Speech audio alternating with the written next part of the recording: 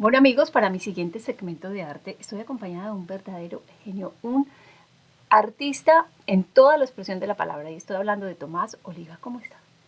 Muy bien, gracias por invitarme. Nosotros felices y contentos porque de verdad que conocer un poco más sobre el gran artista que es y unas obras tan impresionantes es encantador. Entonces, comencemos siempre por el inicio y usted llevaba el arte desde pequeñito, pero viene de familia que son artistas y además reconocidísimos. Sí, desde pequeño, como bien decía, eh, crecí en una familia de artistas. Mi padre pertenecía al movimiento de vanguardia, el grupo Los Once, Uh -huh. y crecí en medio de esas discusiones entre el grupo, que analizando cosas de arte todo el tiempo. Es decir, yo de diseño, de lo último que había en arte en aquel momento, la verdad. Y no sé si yo estaba saturado o me di cuenta de que, de que aquello específicamente ya estaba como tomado por mi padre, entre comillas, realmente. Y no, nunca tuve aspiraciones de ser artista de esa época, Uh -huh. pero crecí en eso. Es decir, Además, su padre llevaba el mismo nombre. exactamente, eso es otra cosa también, que en cierta medida ese punto él lo tocó conmigo una vez cuando yo ya, después de que crecí, ¿no? Mm. Y decidí entrar a la escuela de arte, casualmente, porque había un examen extraordinario. Y yo fui, le pedí consejo que qué haría, y entonces me dijo seriamente, mira, no hay nada más triste que tú te conviertas en mi sombra, y no te lo digo por malo, si tú, a menos que tú quieras mucho eso, porque te guste de verdad sinceramente, no es una vida fácil la de artista, es una vida muy difícil y sería muy deprimente si lo tomas y no estás seguro. Pero yo, si tú estás seguro realmente, ya sabes, no te vas a enfrentar a nada fácil. Él me dio ese consejo, me dijo que no era un mundo fácil. Podríamos decir que esa fue una de las principales enseñanzas que te dejó tu padre. Yo creo que sí, esa fue una de las principales enseñanzas. Fue bastante fuerte, no me lo puso dulce ni nada. Yo le dije que yo quería intentarlo y que yo quería estudiar, igual que él estudió, porque él incluso me habló que para qué necesitaba la academia, que a lo mejor Uh de él -huh. mismo podía aprender, y yo le expliqué que no, que yo quería estudiar independiente, ¿no? Y que en realidad ni siquiera estaba seguro si yo quería seguir por ese camino, pero quería intentarlo. Porque tú querías estudiar química, algo así, ¿no? Química, sí, pero yo quizás fue esa reacción, no esa rebeldía de la juventud, ¿no? De que uno trata de ser todo lo opuesto, ¿no? Claro. Además, tu mamá también es artista. También es artista. Entonces, yo traté de ser todo lo opuesto quizás, no sé, de irme por otra vía. Uh -huh. Fue mi defensa, ¿no?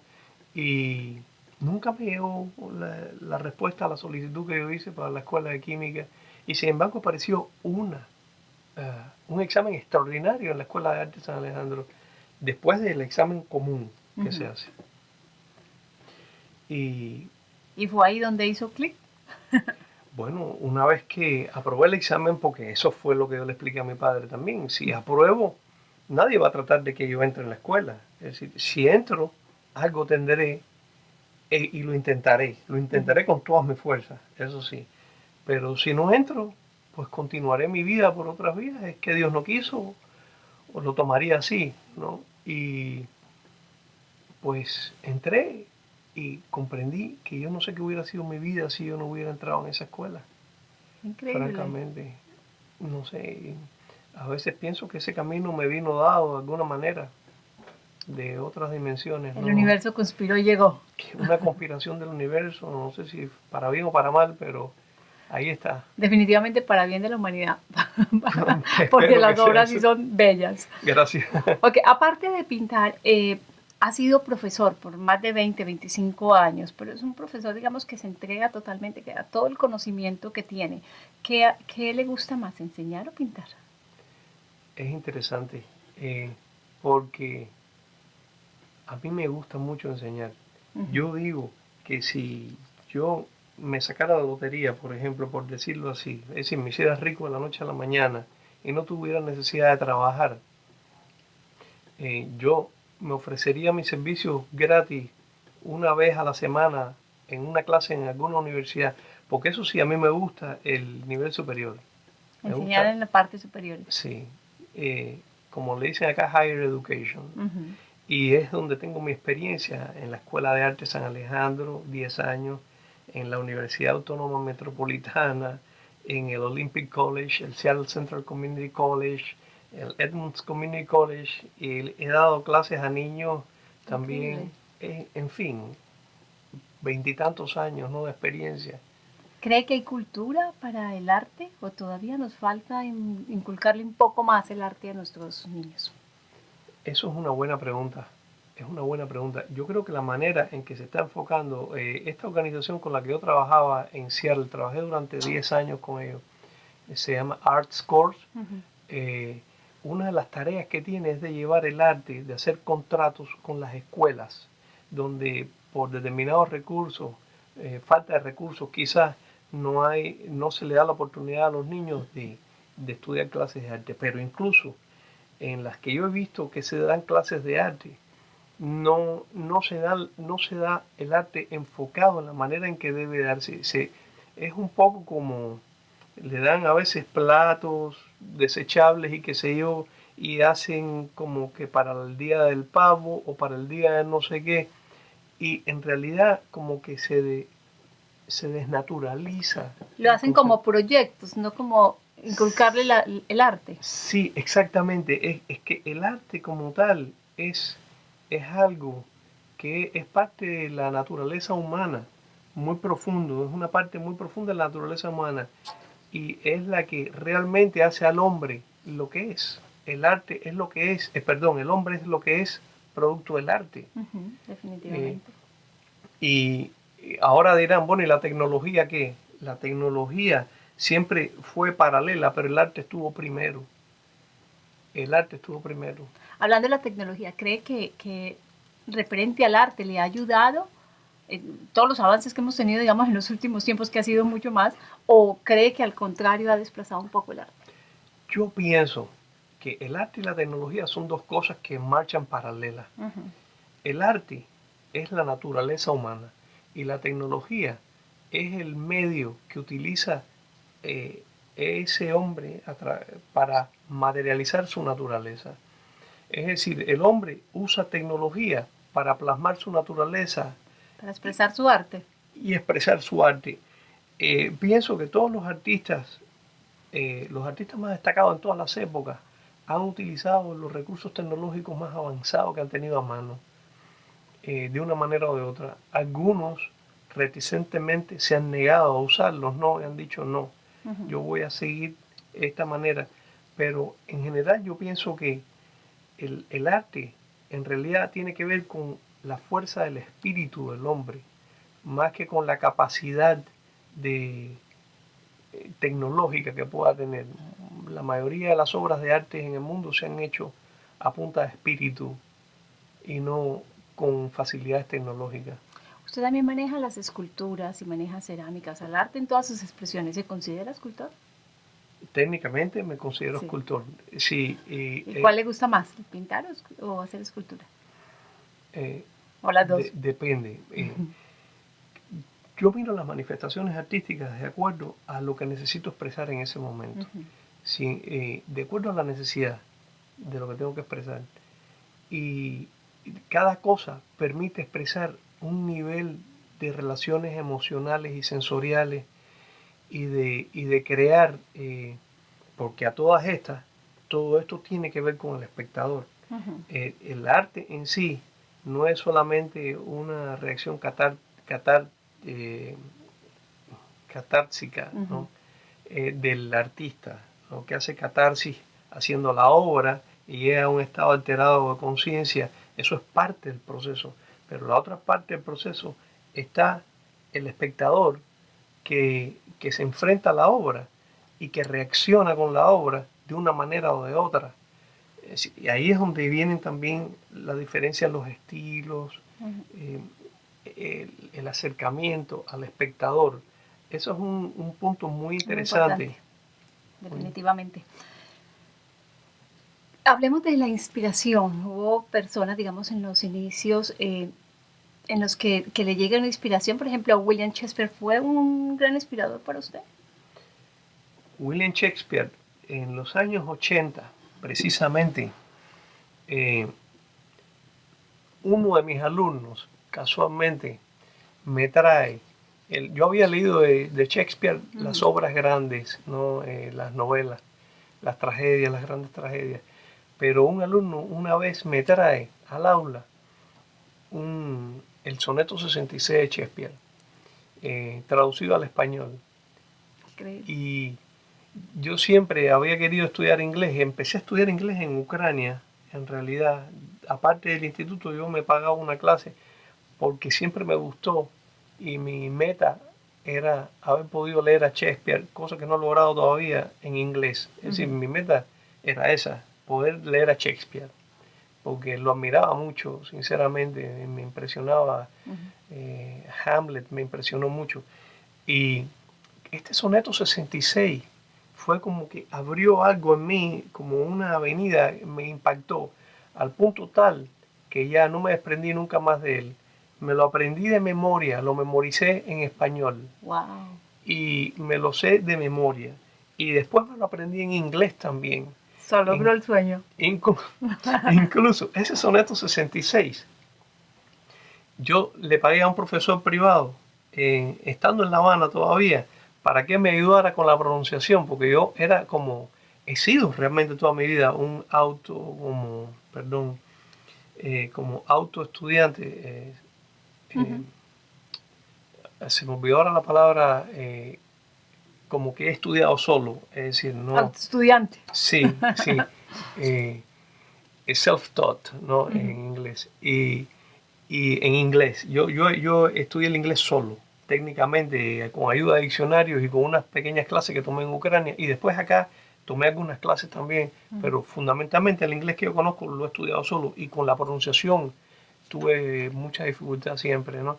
Y le pagué a ese profesor para que me diera la pronunciación del soneto 66 y aprendérmelo lo mejor posible. Pero también tiene influencia de algunas otras personas, De algunos otros, personajes. sí, bueno, el soneto 66 constituyó en aquel momento como una especie de columna vertebral, ¿no? Como una especie de fuente de inspiración que fue como cediendo todo el tiempo algo y dio pie a obras que yo titulo así, incluso Soneto 66. Es muy significativo y invito a todo el mundo a que se familiarice con el soneto 66 porque tiene mucha actualidad. Creo que si Shakespeare naciera hoy y creciera aquí, dentro de 20 años, es muy probable que lo volviera a escribir por el camino que van las cosas. Así es que ya saben, tienen una bonita tarea. Y otra persona un gran artista que me inspiró mucho desde ese punto de vista fue Franz Kafka también. El mundo kafkiano, como lo denominan así, esa fuerza de ese enfrentamiento con los esquemas de la sociedad y ese nihilismo que se desprende de esa interrelación tan desigual, el hombre como individuo y la sociedad que lo aplasta, ¿no? Que en Kafka se ve tan intenso, eso a mí me fue nutriendo, ¿no? Y tengo una intensa influencia de Kafka en toda mi obra, es algo que me permea. Y otros dos artistas, pero ya dentro de la plástica, que tienen mucho que ver y que a través de ellos se unen estos dos anteriores, Shakespeare y Kafka, son Kate Kollwitz y Edgar Munch. Son dos artistas puntales, ¿no? Que me han influenciado mucho en el dibujo, sobre todo en el dibujo. Siento una influencia extraordinaria de ellos. Súper. Ahora hablemos un poquito de qué tiempo le toma una obra. ¿Cuánto se demora en hacerla? Cada obra es como una especie de embarazo Diferente. diferente. Hay obras que nacen aparentemente rápido, pero que es porque ya estaban ya hechas ya, ¿no? Dentro de uno y salen rápido. Otras obras toman más tiempo y tienen un proceso evolutivo, es decir, uno entra como en relación con ellas y toma determinadas etapas. Hay obras que duran mucho. Por ejemplo, además también depende de la envergadura de la obra, de las complicaciones técnicas. Aquí vamos a hablar de la La tecnología, técnica. técnicas que hay en el momento de la realización, de la materialización de la obra. Por ejemplo, las puertas de San Andrew, que fue un proyecto por encargo que yo hice, demoró un año completo. Increíble. Otro proyecto que hice también de menos envergadura que ese, pero tenía complicaciones tecnológicas, técnicas. Eh, Fue un encargo también, tardó casi un año, pero había un proceso de secado que no se podía acelerar porque si no se iba a rajar. Y demoran de acuerdo a la necesidad. En la parte de lo que es el seudónimo Toto, Oh, hablemos de eso, porque son Tomás y Toto, pero un exactamente. mismo artista.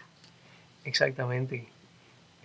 Sí, yo tuve que hacer eso porque sinceramente, es decir, lo voy a decir con toda sinceridad, hay cosas a veces que se gestan, no sé si será en todas las personas funciona así o será en el caso mío y habrá un grupo de personas como yo, pero hay cosas que se van gestando de alguna manera en el subconsciente del hombre y son relaciones subconscientes y en un momento afloran y cuando afloran ya no se puede controlar. Eh, en los años 80 yo estuve experimentando, impactado por la fuerza expresiva del semita Aino, eh, particularmente el ídolo de Bayamo, que está en el Museo Montané en la Universidad de La Habana. La fuerza expresiva de esas imágenes taínas, de los semíes, a mí me llegó muy profundo. Tal como lo hizo el Soneto 66, así lo hizo el semita Aino. Fue una cosa que Impactó. me impactó profundamente. Y estando estudiando en la Unión Soviética de aquel entonces, en Kiev, yo intenté desarrollar esas composiciones, pero en aquel momento era otro ambiente, era otra situación. Yo me di cuenta que si yo seguía haciendo aquello podía empezar a tener malas calificaciones y no era el objetivo por el que yo fui ahí. Yo dije, voy a dejar eso durmiendo y cuando yo me gradúe aquí, que es mi objetivo nada más graduarme y obtener mi título y el conocimiento que yo quiero para hacer lo que yo quiera, empiezo a incursionar en eso y efectivamente pasó el tiempo y se me olvidó, como todo en la vida, ¿no? Porque uno es humano. Se Estaba me metido en olvidó. Tomás Oliva. Estaba metido en Tomás Oliva y aquello pasó. Y un buen día en el año 2000, yo estoy manejando mi auto en Seattle y yo no sé si por poco me llevo hasta la luz roja porque de repente me cayó delante una imagen, yo vi una cosa viva delante de mí y era un grupo de inodoros que estaban vivos y que los estaban fusilando y saltaban en pedazos y trataban de Es defenderse de correcto. alguna manera. Esa imagen me golpeó así, yo dije, pero ¿y esto qué cosa es? Yo tenía siempre ando con una libreta de notas, ¿no? Para hacer bocetos y eso. Incluso manejando yo tuve que hacer un boceto que lo tengo, lo guardo tembloroso porque yo estaba manejando y dibujando al mismo tiempo aquello que yo acababa de ver. Yo digo, ¿qué cosa es esto? En cuanto pude, aparqué y me puse a mirar aquello, a memorar, a mejorar un poquitico el dibujo. Y dije, ¿y esto qué cosa es? Pero yo tengo que hacer esto. Y empecé a a dejar que aquello Naciera. naciera, apareciera, ¿no? Y empezó a inundarme cada vez más, pero entonces vino el gran conflicto y ahí viene la respuesta a su pregunta. ¿Cómo yo compagino esto con toda la otra obra? Yo tengo compromisos ya y soy ya... Yo no puedo ahora de repente dejar todo lo que yo estaba haciendo y empezar a hacer una cosa completamente distinta. Cuando todavía quiero hacer cosas que tengo pendientes de toda la serie del Soneto 66 y tal, no, dije, yo tengo que hacer algo. Y lo mantuve en secreto por muchos años, nada más que se lo mostré a muy pocas personas y hacía horas grandes, tengo horas de hasta de 15 pies de largo, es decir, son horas grandes, pero no se las mostré a nadie y lo mantuve como un secreto. Eso me dio tiempo a ir elaborando. Digo, bueno, esto puede ser el otro Tomás Oliva. Entonces por eso es Todo, porque es las iniciales de mi nombre, Tomás Oliva y Tomás Oliva. Claro. Es como el otro Tomás Oliva y, y suena un poco en español como interesante, ¿no? Demasiado. Sí, Sí. y entonces eso también, ese poquito de, como de ese tonito, ¿no? Que tenía, dije, pues voy a usar ese seudónimo, Toto, el otro Tomás Oliva. Y a partir de ahí desarrollé las dos obras, pero ya al cabo de los 10 años me decidí a exhibirlas por primera vez y me sucedió algo muy interesante. Empecé a tener unos sueños un poco extraños, perturbadores realmente. Ujú. Y hablé con un amigo mío colombiano, un psiquiatra muy bueno, amigo y coleccionista que colecciona mi obra también, él y la esposa coleccionan la obra, el doctor Romero. Y conversé con él como amigo, le digo, mira, estoy teniendo este sueño, es muy perturbador. Y yo, no sé si es que yo estoy teniendo algún problema muy serio. Y él se puso a analizar, ¿no? Conmigo el sueño y con una sobrina de él también que estaba estudiando psicología en ese momento. Y él llegó corrigiéndole a la sobrina no estaba joven empezando, Ujú. pero él tiene una experiencia extraordinaria. Desarmó mi sueño de una manera ahí. Estábamos tomando vino y conversando y me demuestra, hay algo que tú vas a hacer, algo que tú tienes temor de mostrar. Y digo, efectivamente, yo voy a mostrar por primera vez una obra de Toto en público que me había invitado hoy día a una exposición aquí. Wow. Y por primera vez yo voy a sacarla, dice, eso es. Estaba en el subconsciente. Exactamente, era Increíble. el temor horrible a sacar eso al público, porque yo las tenía escondidas, tenía muchas obras escondidas. Impresionante y genial, como se los dije al inicio, un genio definitivamente del arte Gracias. y que definitivamente lástima que el tiempo en televisión es tan corto porque aquí podíamos pasar horas y horas hablando, encantador el tema. De verdad que muchos éxitos, muchas felicitaciones por el trabajo y de verdad súper agradecida de que esté con nosotros hoy aquí. Gracias. Bueno, si usted quiere saber mucho más de Toto o de Tomás Oliva, toda la información aparece en pantalla y también puede encontrarlo en las redes sociales. No se vaya, continuamos con mucho más aquí en el show de Nancy.